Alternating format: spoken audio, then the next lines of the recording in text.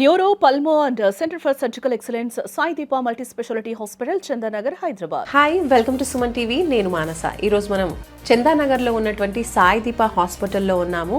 అత్యాధునిక టెక్నాలజీతో అలాగే అనుభవజ్ఞులైన యువ డాక్టర్స్తో సాయి దీప హాస్పిటల్ అనతి కాలంలోనే ఎంతో ప్రఖ్యాతి సంపాదించింది. సో ఈ హాస్పిటల్ నుంచి మనతో పాటు ఉన్నారు డాక్టర్ అరుణ్ కుమార్ యాన్సాని గారు, సీనియర్ ఆర్థోపెడిక్ కన్సల్టెంట్, అలాగే joint replacement and arthroscopic surgeon. వారితో మాట్లాడదాం. ముఖ్యంగా జాయింట్స్ కి సంబంధించి వచ్చేటువంటి ప్రాబ్లమ్స్, ఇంజురీస్ గురించి మనం మాట్లాడదాం. డాక్టర్ గారు నమస్తే అండి. నమస్తే అండి. డాక్టర్ గారు, చాలా మంది స్పోర్ట్స్ ఆడే వాళ్ళలో చూసుకున్నట్లయితే ఎక్కువగా వచ్చేటువంటి ప్రాబ్లం ఏసీఎల్ అంటూ ఉంటారు, స్పోర్ట్స్ రిలేటెడ్ ఇంజురీస్ లో.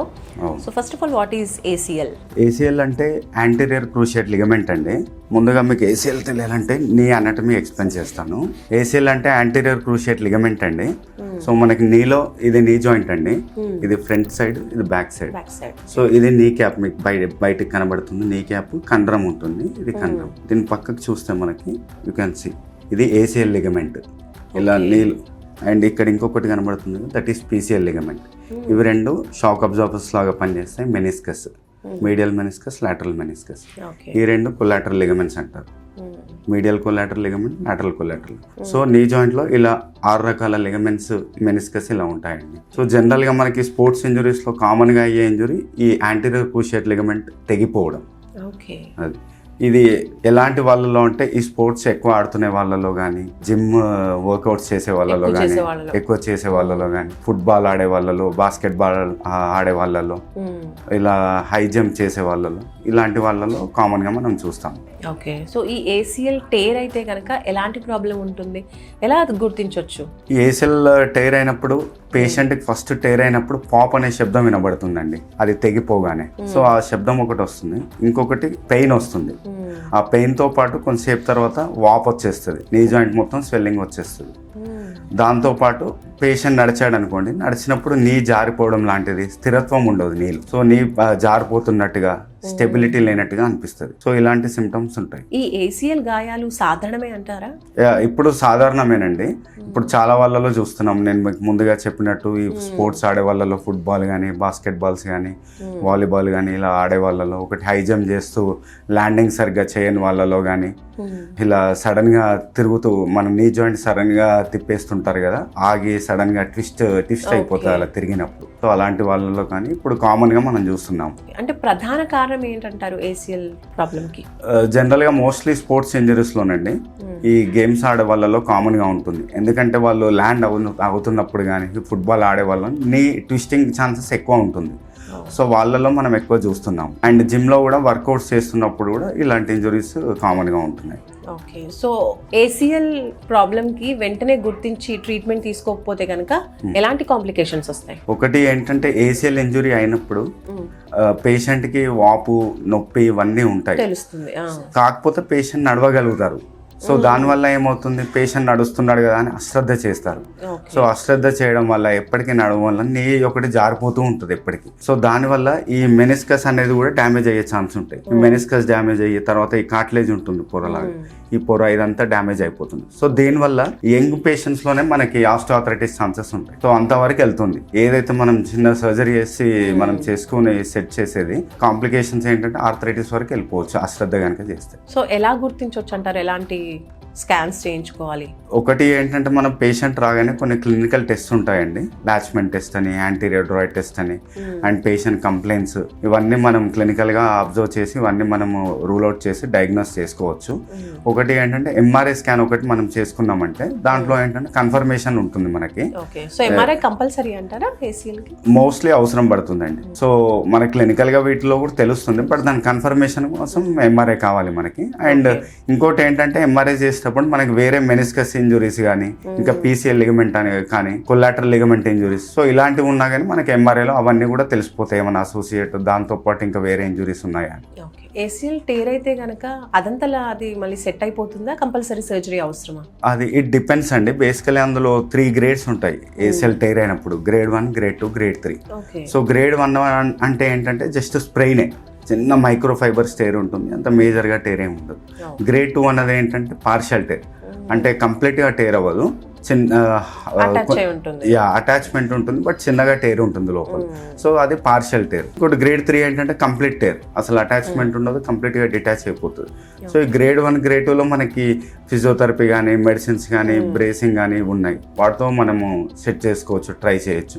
బట్ గ్రేడ్ 3 అన్నప్పటికి వచ్చేసరికి కంపల్సరీ సర్జరీ చేయాల్సి వస్తుంది, దానంతటా అదే మానుకోదు. అంటే ఈ సర్జరీ కూడా అందరికీ ప్రాబ్లం ఉన్న వాళ్ళకి అవసరం అంటారా, లేదంటే అవసరం లేకుండా కూడా? అదే మోస్ట్లీ ఏంటంటే ఇప్పుడు గ్రేడ్ 1 గ్రేడ్ 2 అన్నప్పుడేమో మనం సర్జరీకి ముందే ఆప్షన్ అవసరం లేదు, చేయాల్సినంత అవసరం లేదు. కాకపోతే గ్రేడ్ 3లో కంపల్సరీ చేయాలి. గ్రేడ్ 2లో కూడా ఏంటంటే మనం ఫిజియోథెరపీ చేసి, బ్రేసింగ్ ఇచ్చేసి, పేషెంట్కి రెస్ట్ ఇచ్చి, ఇవన్నీ ఇచ్చి తగ్గితే పర్లేదు. కొందరికి ఏంటంటే గ్రేడ్ 2లో కూడా టేర్ అయ్యాక కూడా వాళ్ళకి ఏంటంటే ఇన్స్టెబిలిటీ, అంటే మోకాలు జారిపోతూ ఉంటుంది, స్థిరత్వం ఉండదు. ఆఫ్టర్ సర్జరీ ఏమైనా కాంప్లికేషన్స్ ఉంటాయా? ఫిజియోథెరపీ ఎంత వరకు ఉపయోగపడుతుంది ఆఫ్టర్ సర్జరీ? ఫిజియోథెరపీ అనేది చాలా ఇంపార్టెంట్ అండి. ఇప్పుడు మనం సర్జరీ చేస్తాం ఎంత ఇంపార్టెంటో, ఫిజియోథెరపీ కూడా అంతే ఈక్వల్గా ఇంపార్టెంట్. మనం సర్జరీ ఎంత చేసినా కానీ పేషెంట్ ఫిజియోథెరపీ చేయకుంటే ఆ మజిల్ బ్యాలెన్స్ అనేది రాదు, మజిల్ స్ట్రెంత్ అనేది రాదు. ఇప్పుడు మనం సర్జరీ చేస్తే అతనికి లిగమెంట్ ఇస్తాం మనం, బట్ అది బలపరచాలి, స్ట్రెంత్ అవ్వాలి, పేషెంట్ నడవాలి బాగా అంటే ఫిజియోథెరపీ చేయాలి. సో రెండు ఈక్వల్ గా ఇంపార్టెంట్, సర్జరీతో పాటు physiotherapy is also very important. అంటే సర్జరీలో ఆ టేర్ అయిన లిగమెంట్ ప్లేస్ లో అంటే ఎలా సర్జరీ చేస్తారు, అంటే ఏం యాడ్ చేస్తారు? ఇప్పుడు అందులో డిఫరెంట్ గ్రాఫ్ట్స్ ఉంటాయండి. ఒకటి ఈ ఏసిఎల్ అనేది ఏదైతే టేర్ అయిపోయిందో అది మనం తీసేస్తాము, దాంతో పాటు అది తీసేసి దాని ప్లేస్ లో డిఫరెంట్ గ్రాఫ్ట్స్ ఉంటాయి మనకి, మన బాడీ నుండే తీసుకుంటాం. హ్యామ్స్ట్రింగ్ గ్రాఫ్ట్ అని, పటలర్ బోన్ గ్రాఫ్ట్ అని ఉంటుంది. సో ఆ గ్రాఫ్ట్స్ తో మనం ఏదైతే లిగమెంట్ టేర్ ఉందో అది రిప్లేస్ చేసి రీకన్స్ట్రక్షన్ చేస్తాం. మరి ఆఫ్టర్ సర్జరీ ఎన్ని రోజులు పడుతుంది మళ్ళీ నార్మల్ లైఫ్ లోకి వెళ్ళడానికి, లేదంటే వాళ్ళు మళ్ళీ సేమ్ స్పోర్ట్స్ ఆడుకోవడానికి? నార్మల్ లైఫ్ అంటే పేషెంట్ సర్జరీ అవ్వగానే ఒక 2-3 days లో మనం నడిపించడం స్టార్ట్ చేయొచ్చు. బట్ అగ్రెసివ్ గా ఫిజియోథెరపీ ఒకటి చేయాలి, ఒక 1 to 2 months పట్టుద్ది.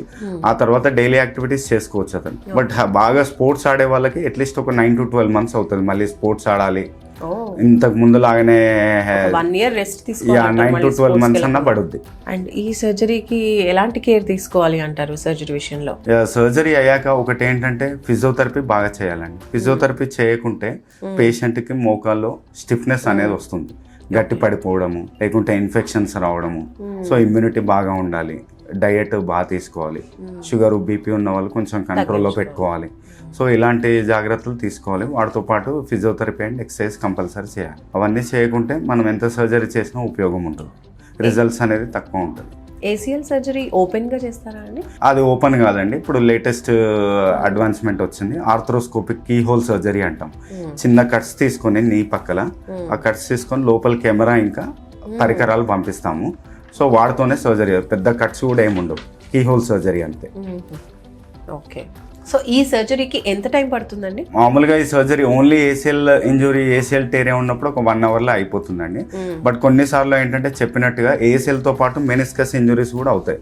సో ఒకవేళ కనుక మెనిస్కస్ ఇంజురీ ఏమన్నా ఉంటే అది చేయడానికి ఇంకొక 1/2 hour పడుతుంది. ఫస్ట్ ఆఫ్ ఆల్ ఈ మెనిస్కస్ ఇంజురీ అంటే, మెనిస్కస్ అంటే ఏంటి? మెనిస్కస్ అంటే మీకు చూపెట్టినట్టుగా ఈ 2 బోన్స్ మధ్యలో నీ జాయింట్ లో ఈ కార్టిలేజినస్ కుషన్స్ అండి, షాక్ అబ్జార్బర్ లాగా పనిచేస్తుంటాయి.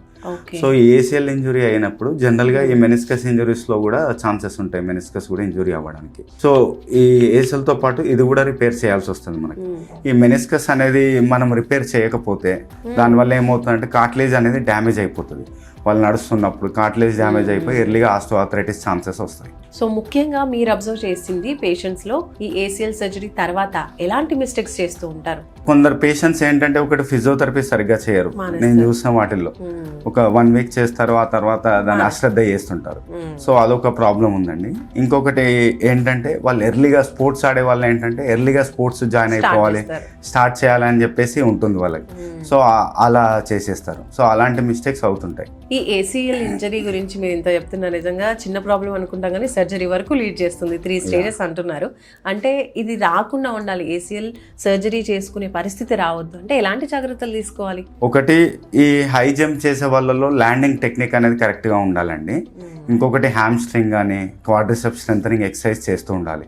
న్యూరోమస్కులర్ ఇంబ్యాలెన్స్ ఉండకుండా దాన్ని స్ట్రెంథనింగ్ చేసుకుంటూ ఉండాలి. సో స్పోర్ట్స్ ఆడే వాళ్ళలోనే ఇలాంటి ఏసీఎల్ కావచ్చు, అదర్ స్పోర్ట్స్ ఇంజరీస్ కనిపిస్తూ ఉంటాయి అంటారు కదా. సో ముందు జాగ్రత్తగా వాళ్ళు ఎలాంటి నివారణ తీసుకోవాలి, ఏమైనా గార్డ్స్ లాంటివి ప్రొటెక్షన్ కోసం యూస్ చేయొచ్చా? యా, మనకి స్పోర్ట్స్ ఆడే వాళ్ళలో ఈ నీ బ్రేసెస్ అని ఉంటాయండి. సో నీ గార్డ్స్ లాగా వస్తుంటాయి అవి. సో అదొకటి పెట్టుకొని ఆడాలి. అండ్ స్కేటింగ్ చేసే వాళ్ళలో కానీ అవన్నీ ఎల్బో గార్డ్స్ కానీ నీ గార్డ్స్ కానీ ఇవన్నీ పెట్టుకొని చేస్తూ ఉండాలి.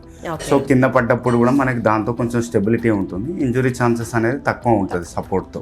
ఈ ఇంజురీస్ వల్ల సర్జరీస్ చేయించుకున్నప్పుడు తొందరగా రికవర్ అవ్వడానికి ఏదైనా ఫుడ్ని సజెస్ట్ చేస్తారా మీరు? ఫుడ్ అన్నీ తీసుకోవచ్చు అండి, అన్ని రకాలుగా. ఒక షుగర్ ఉన్న వాళ్ళు మాత్రం షుగర్ డైట్ ఒకటి మెయింటైన్ చేసుకోవాలి.